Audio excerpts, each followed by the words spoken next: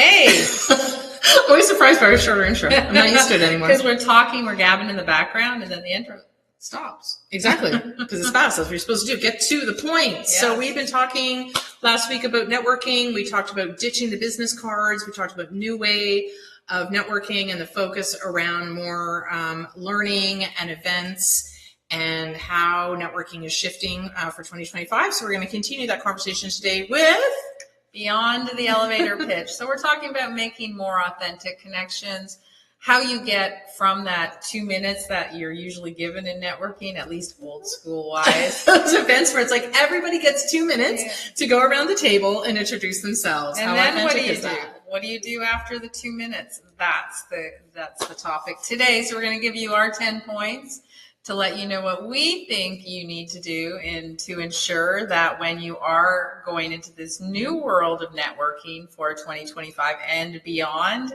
you'll be making sure that you make the best effort you possibly can. So number one, it's really the importance of authenticity. And what do we mean by that? Well, it's pretty straightforward, right? Exactly. It means that you want to, whether you're having an online connection, you want to be honest about who you are, what you do, and don't put on a fake persona because those days are long gone. Mm-hmm. People can now tell why, because we have so much interaction online that they see you all the time. And you can tell somebody who's being fake a mile away. Yes, you can. And you're right. I think, people go up to you and they're like, oh, I know you so well. Oh, I always see you online. I know what's going on in your life, all of that kind of stuff. And I think the difference is, again, separating sort of that regular networking meeting that you're seeing them all the time in person or even, sort of in that round table, and going towards more of a, intensive networking experience. You really do need to shine in regards to that authenticity because people have a lot of different people to meet and they don't just want to focus on the person who they think you are. Right. They want to focus on the person who you actually are. It's really simple. Be honest, right? Yeah. I just had an experience yesterday where I went into a business and they haven't been open very long. And I said, how's your business? And they said, oh, it's great. And I just went, oh, okay. If they had said, you know what, we're starting off and we could really use your support. Can you, let us know, let people know that we're open. That is the way to do it. Yep. Be honest. Don't tell people if your business is great if it's not yet, right? I always loved that back in the day, there was a shift in networking where it was like you needed to tell somebody how good your business was. Everything's going amazing. I have all the clients I want. I have all the business that I want. Everything is fantastic. I'm making the money that I need to make. Well, if that was the case, why are you here? Right? So again, be honest. You know what? I'm always open to having a conversation about, welcoming new clients into my business. We're very honest. We're always open to, welcoming new members into our hub and into our coaching every week. We love seeing the new people come by. And because everything's online now, number two is real simple. It's to build rapport online. Don't think that just because it's online, it's different. It's not. You have to be equally as engaging. So you need to make sure that everything fits, right? Whether it's your profile picture, your bio, and who you show up as when you meet them online. So actually, engage, be polite, be respectful, exactly how you would act if you met them in person. There is no difference. You can't all of a sudden sit back and be lazy and, wear your pajamas and start. How about a bathrobe? So that's number two. And I think just to add on to that, in regards to online, when you meet somebody in person and they go, hey, what do you do? And you give them that introduction and you give them that sort of spiel. And then you, again, because last week we talked about checking people out online, make sure you have all of your stuff updated because the last thing you want to say is, oh, well, that's the person I met. And then you go check them out online. You go, well, that's not the person I met. Especially when the picture's different. The picture's different. The bio's different. Everything, nothing matches. Well, if there's anything that they're going to think, it's going to be, I'm not doing business with that person because they're not being authentic. And I don't want to build a relationship with somebody who's fake. So. And number three is active listening skills. This one's really important when you are online, especially because when you're in person, well, actually I should preface that because we've all been to those networking events where you see in person, you see someone, right? and they're talking to you, but they're looking over there because they're looking for the next connection, right? They're not paying attention to you because they're like, oh, somebody better that's going to come in. So it's the same online. Well, actually, it's a little harder. Because online, you have to really listen to that person you're talking to and ask questions and clarify and understand, because online we also get distracted, right? We can be in a networking environment meeting new people, and we got another screen over here that we're doing our shopping for Christmas. And then someone goes, hey, Faye, what do you think? And I'm like, well, I think this sweater is on sale. So active listening skills, make sure that you understand it's equally, if not more important online than it is to do in person. Absolutely. And leading into from active listening skills to number 4, which is asking those meaningful questions. Because sometimes people have a hard time. So even taking sort of the situation out of the networking event and going to just engaging online in general, what does that listening look like? Well, the listening means looking at the post, maybe commenting, maybe asking those meaningful questions to continue the conversation. That's what it means. Those active listening skills can kind of mean reading online, because sometimes we focus so much on posting that we forget to actually look at our feed and look at what that looks like, because that's what networking looks like, right? We're building those relationships. So asking those meaningful questions, asking what they think more, asking for more information. But sometimes those open-ended questions actually will mean that you're looking at the post. You actually read it and you're actually asking, instead of saying, hey, great post. Hey, great information. Ask a follow-up question. Yeah, and really important and meaningful questions is when you're especially if you're talking. So if we're doing online talking as opposed to just posting or answering questions or whatever, and you're uncomfortable, because a lot of us are uncomfortable speaking in public, whether it's online or not, grab yourself 5 staple questions that you can go back to all the time and use those, and make those questions something that you're really interested in asking somebody. It might simply be, what are your biggest challenges that you face in this industry? Because I don't know a lot about it.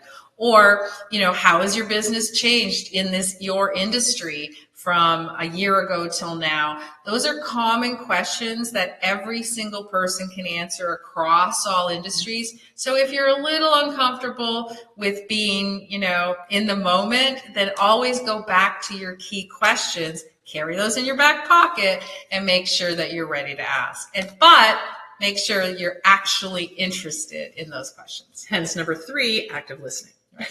But number 5, we're going into, which is find common ground. And I think this is going to be a really easy one coming into 2025 with the networking shift that we're going to experience, which is more focused around events where you're at a place where people are like-minded. It's much easier to find that common ground versus a general networking event where maybe people are there with different agendas. You know that people are there to learn. You know that they're there to, have that sort of learning on that specific topic, so that you can actually start the conversations on the common ground. And, again, those questions that we have in our back pocket, those are questions that you can ask anyone and you will gain that common ground, right? So everybody has challenges, everybody's businesses change, and everyone has new goals for the year ahead. Those are great ones that you can find common ground and not have to worry about if you're going up the right path with this person or not. So really important, which brings us to number 6, which is, I think, my most important one, which is providing value first, right? There's nothing worse than going into a networking event or meeting people, or people who are posting after they've seen your videos or posts, right? And it's all about them trying to get business for themselves. You need to provide that value first in order for somebody to recognize that you're there for the right reasons and you're not there just to hand out business cards or tell people that you need business specifically. So make sure you are constantly asking yourself, how can I provide value to this person that I've just met or I'm watching? And you know what? I think it's interesting because, again, years ago, I remember going to a networking event and asking them questions about, something was specific about their industry. And their first answer was, I would love to answer that question. However, I answer those questions over a coffee date, not when I'm here at a networking event. And I'm like, well, that's an interesting perspective, because I was more looking for their area of expertise. Right. It wasn't a personal question, No. but it was just a general informational question, because I just wanted to continue the conversation and make it about them. But they withheld their value and didn't want to give me that information unless I was able to take that relationship to the next level. And it's actually the opposite. Yeah. Provide that value first, showcase yourself as an expert, and then they're going to go, wow, that was amazing. I would love to have coffee with you. I would love to further this conversation. So think about that value first, because I think withholding it is the wrong way to go. And I think that, let's face it, who wants to just go out and have coffee dates anymore? Like it doesn't work anymore. 1990 or something. I don't even know what it is. I mean, it doesn't make any sense.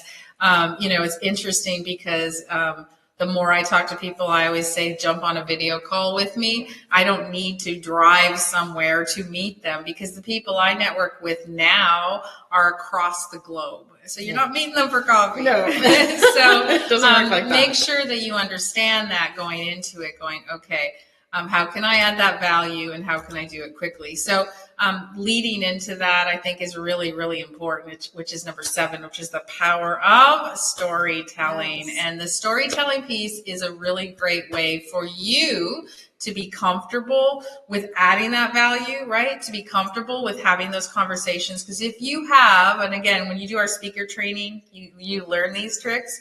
But when you have 3, 4, 5 stories in your back pocket that can actually help you get your points across, it's much easier for someone to understand, and it's much easier for you to be comfortable, because those stories, backwards and forwards, because they're what? Authentic and real.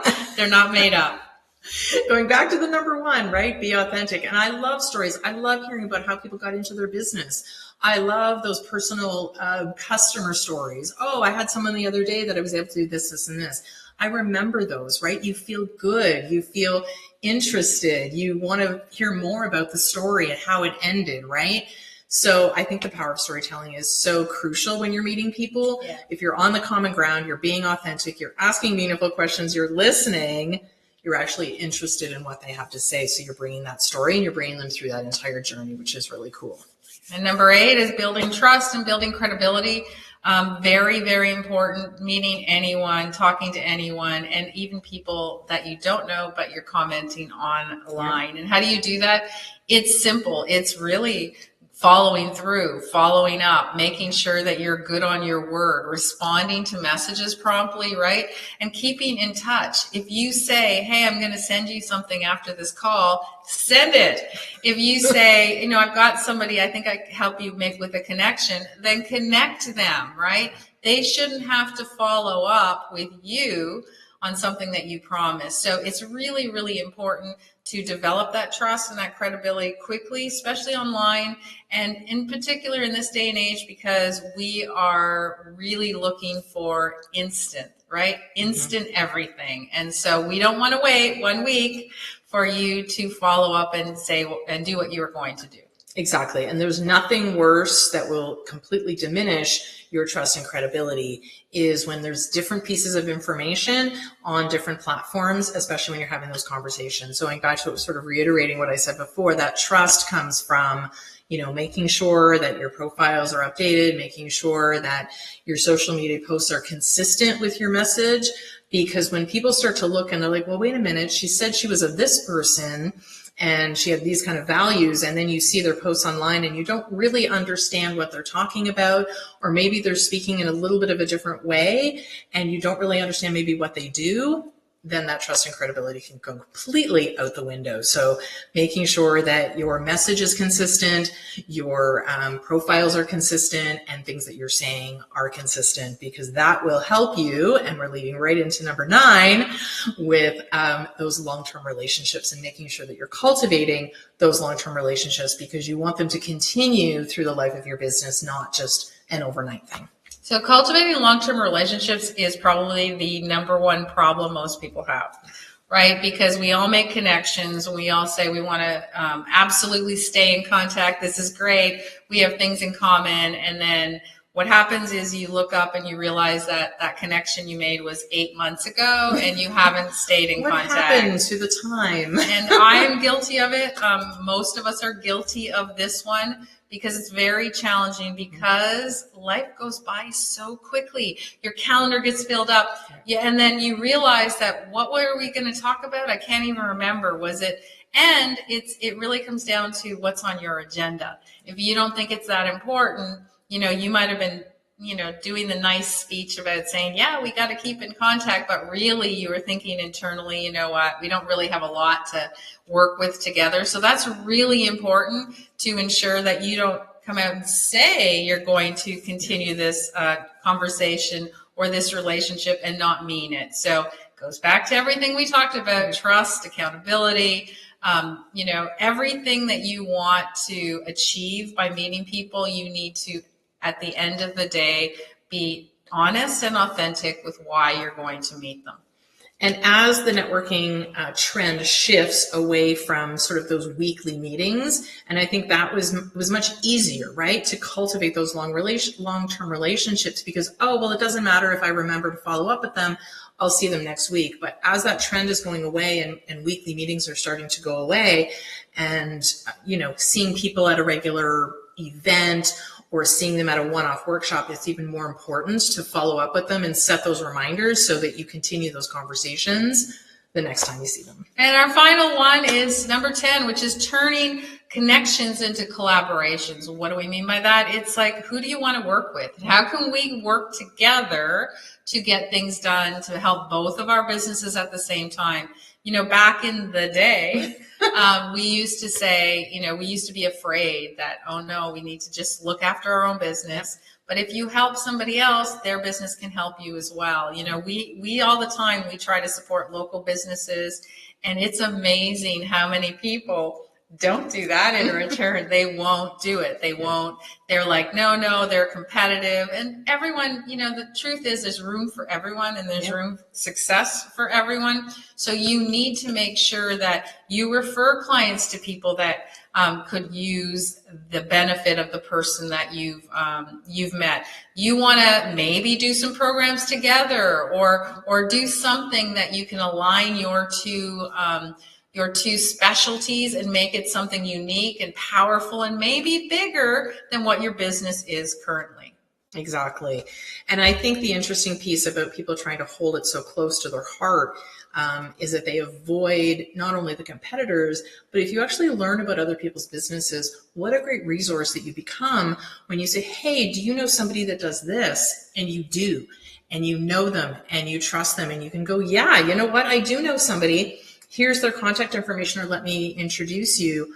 All of a sudden you look like a collaborator and not someone who goes, well, no, wait a minute, it means you're not going to do business with me, so I'm not going to show you who they are. No, it's the opposite. You will get that in return double. So absolutely important to make sure that you have a resource, almost a resource library of different people that you've met so that you can make those referrals as well. So it's really important. Again, the topic of today was really about going beyond that elevator pitch, beyond those 2 minutes. So if you're at home thinking, I'm going to a networking event, I just need to practice my 2 minutes, 2 minutes, that's not going to get you anywhere. And in fact, I don't know if the networking event you're going to still does that, then you need to find some new connections. I remember people used to bring their phones and they would read it, because they just were not comfortable speaking in front of the group. No issue with that. But they would bring their phone because it was just so... I have an issue with that.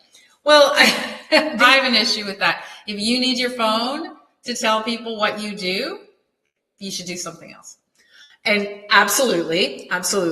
But I think the part that I didn't have an issue with was the fact that was the goal. Like the event itself was focused around go up in front of people, do your 2 minutes and leave. So the problem with that, I didn't like those events, but that was the goal of the event, right? So you went up, you did your 2 minutes and you left. So you did not build relationships with people. You did not actually get to know people. You didn't have an opportunity to actually build that rapport or to see if you even had common ground.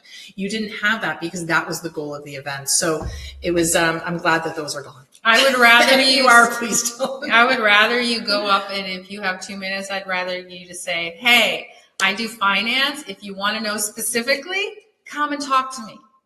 And leave it at that. Don't leave it any more than that, because guess what? If you do this ridiculous rehearsed thing for 2 minutes, nobody is interested, right? Everyone is interested in a conversation. Yeah. So keep it conversation-wise. And you know what would happen when people would have their phones and they would be reading it?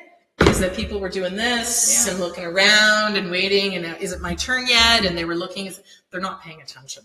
So pay attention, do things differently, and things will change for you in 2025. We actually have some cool changes coming your way as well for 2025. We are introducing our quarterly power events, and those power events are an opportunity to not only learn on a quarterly basis of something that you can implement in your business, but it is our networking hub as well. So we will be doing full online networking at the same time. So it is different. It is the way that things are moving for 2025. Get involved, come join us and see what it's all about. Yep. All right. We'll see you there.